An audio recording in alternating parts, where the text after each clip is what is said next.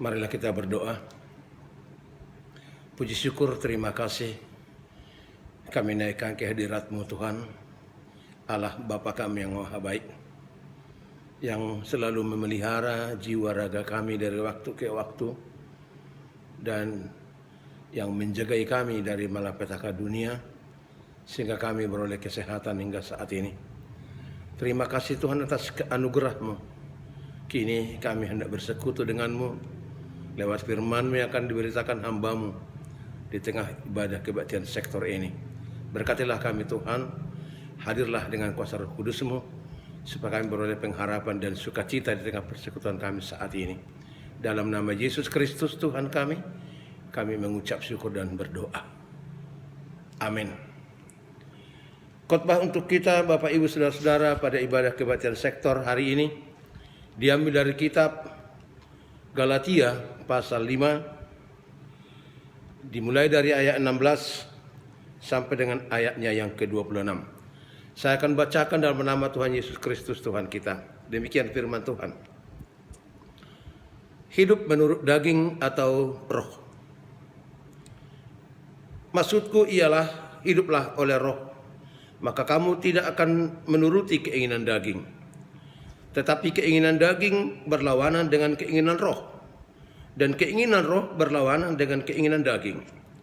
Karena keduanya bertentangan, sehingga kamu setiap kali tidak melakukan apa yang kamu kehendaki. Akan tetapi jikalau kamu memberi dirimu dipimpin oleh roh, maka kamu tidak hidup di bawah hukum Taurat.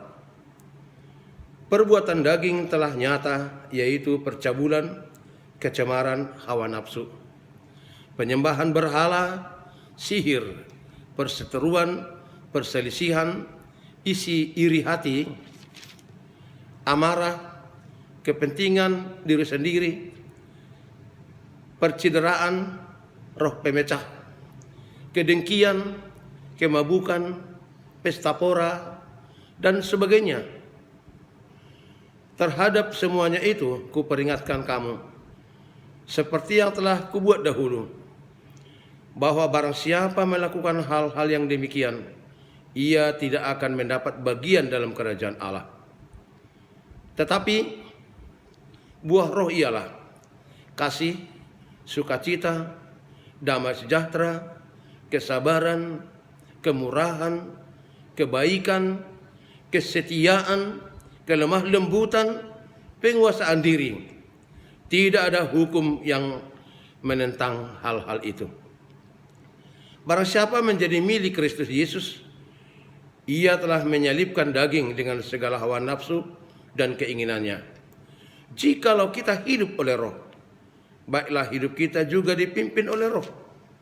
Dan janganlah kita gila hormat, janganlah kita saling menantang dan saling mendengki. Demikianlah pembacaan nas firman Tuhan yang menjadi khotbah untuk kita pada ibadah kebaktian sektor malam ini. Bapak, Ibu, dan saudara-saudaraku yang dikasihi oleh Tuhan Yesus Kristus, nas khotbah kita hari ini akan mengajari kita mengerti tentang hal yang menggerogoti kehidupan kita tiap-tiap hari, yakni keinginan. Kita lahir ke dalam dunia dengan membawa serta keinginan. Menurut Rasul Paulus, keinginan dalam diri manusia ada dua, yaitu keinginan daging dan keinginan roh. Kedua keinginan ini tidak pernah sejalan, melainkan selalu berperang dan saling tarik-menarik di dalam kehidupan manusia. Hal itulah yang menyebabkan manusia di tengah kehidupan umat manusia, kadang yang muncul adalah keinginan roh, yang diterjemahkan dengan keinginan yang Tuhan kehendaki, seperti pada ayat 22 sampai dengan 23 nas khotbah ini. Tetapi di lain kesempatan, justru keinginan daginglah yang dominan menguasai hidup ini. Maka dalam nas khotbah ini kita akan dibimbing kembali sebelum mengambil keputusan keinginan mana yang harus menguasai hidup kita sepanjang perjalanan hidup di dunia ini.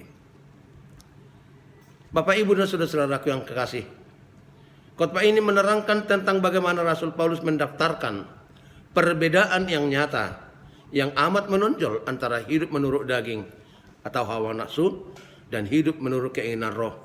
Daftar tersebut boleh kita ikuti seperti berikut. Pertama, hidup menurut roh.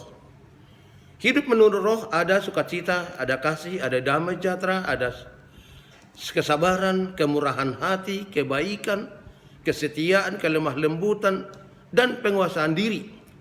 Ini jugalah yang dimiliki oleh Tuhan Yesus ketika Dia datang di dunia ini sebagai manusia. Kedua, hidup menurut daging.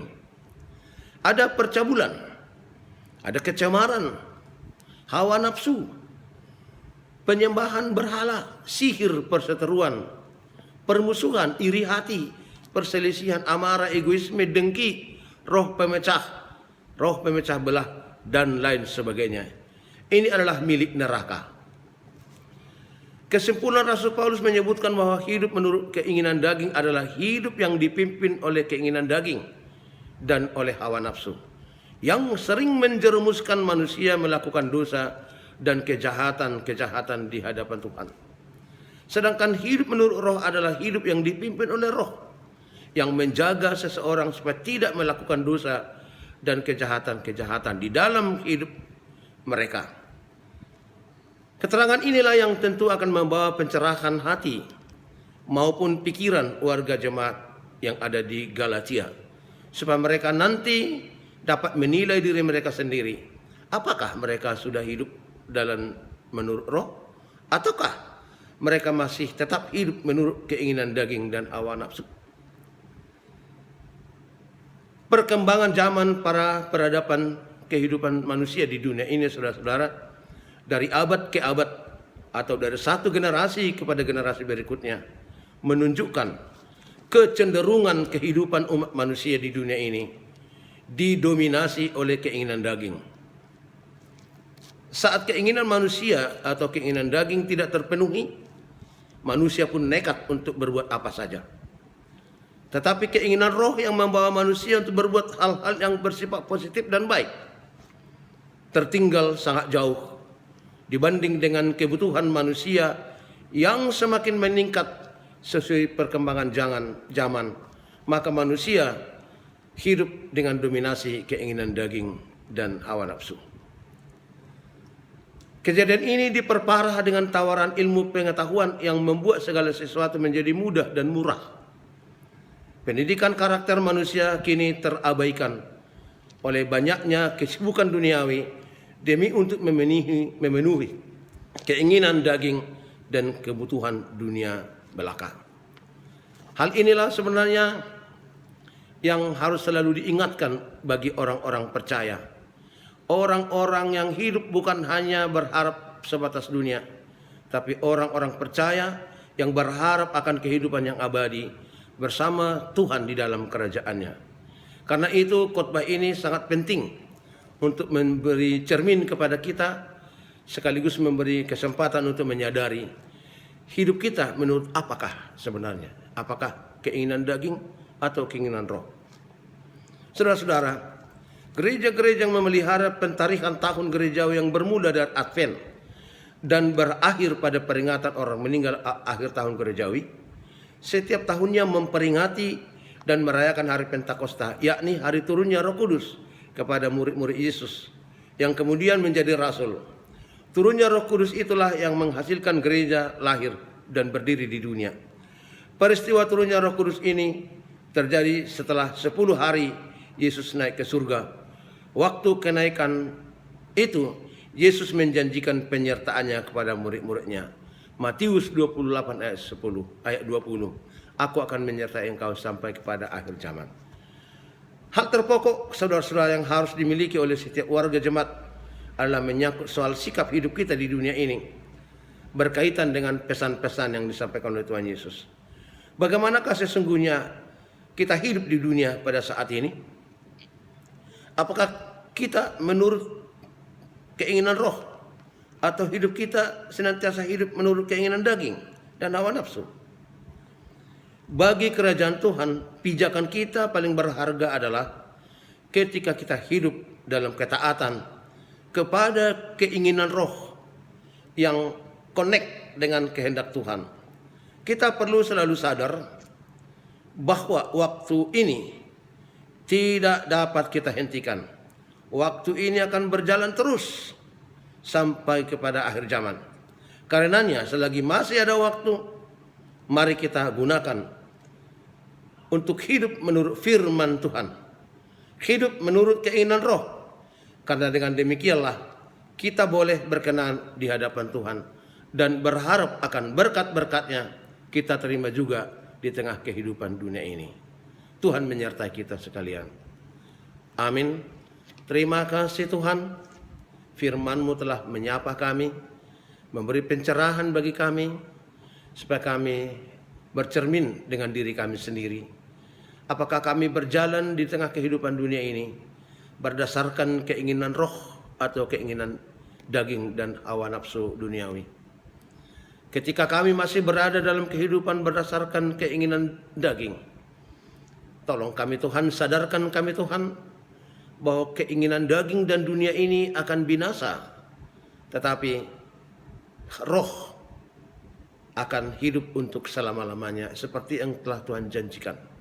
Biarlah kami merindukan hidup yang menurut roh, karena itulah yang terbaik, yang sesuai dengan kehendak-Mu. Karena di sana ada damai, ada sukacita, ada pengampunan, ada perbuatan baik, kemurahan, dan sebagainya. Tuhan, hanya dengan tuntunan-Mu saja yang mampu mengubahkan diri kami, supaya kami memperbaharui diri kami dengan kuasa Roh Kudus-Mu, sehingga kami menjalani hidup yang masih tersisa dengan perbuatan yang baik, hidup dalam roh sebagaimana yang Tuhan kehendaki. Berkatilah firman-Mu yang telah kami dengar, supaya firman itu bekerja di dalam diri kami masing-masing. Berkatilah seluruh warga jemaat-Mu Tuhan di mana saja pun berada, dalam situasi terkini yang memaksa kami untuk beribadah dalam setiap keluarga masing-masing. Tapi kami percaya tidak akan mengurangi berkat Tuhan untuk memenuhi hidup kami. Karena itu sepenuhnya hidup kami menuju hari esok kami serahkan ke dalam bimbingan Tuhan.